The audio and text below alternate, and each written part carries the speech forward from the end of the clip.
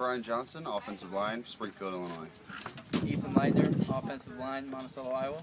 The Pioneers just finished their first day of fall practice here in pads this afternoon. Brian, talk about just how the offensive line is coming together as a whole. I feel like it was kind of thrown together in the spring, but we've had almost a year now to gel a little bit, so I think we'll be okay. Ethan, you gained a lot of experience earning a lot of playing time last year. You have a teammate, Brian Johnson, who saw a lot of action, but now you're playing right beside each other on quite a few snaps. Talk about how that teamwork came together this fall, especially, and last spring. Well, it helps just because if I have a question, he knows a lot.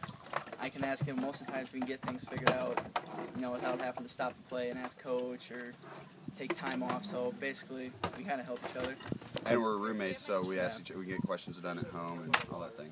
Yeah. The offensive line is a very important part of the Pioneer success on the offensive side of the ball. Ryan, talk about just if there's with protection up front being very important. Talk about just how important that offensive line coming together is going to be to the success this year.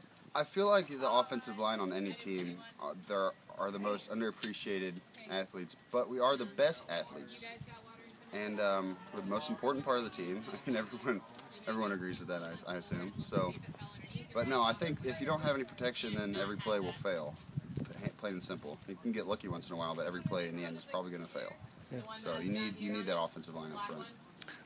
Ethan, you've been around the Pioneer football program for a few years, and there's a lot of new young faces that they're seeing how you guys are doing things. Talk about just the role that you have as on this team, to lead your fellow young offensive linemen as well. Well, I think right now, we practice at different times, so right now they come and watch us. I mean, and watch how we do things. Not saying we do everything perfect every time, but they kind of get a little look at how the pace is set differently. And we're obviously we're older, we're gonna be a little bit smoother at it. See how that works. But I think once we come together, and practice together, we're gonna have a lot more. They'll get a bigger role. They'll get a lot better. They'll get a lot better reps with they'll get to go against our first team and everything. They'll get better, slowly but sure. Yeah.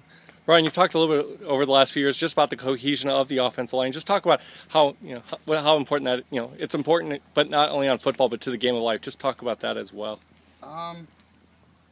Well, I think offensive line, we're not individual. We don't see ourselves as individual players. We're a unit.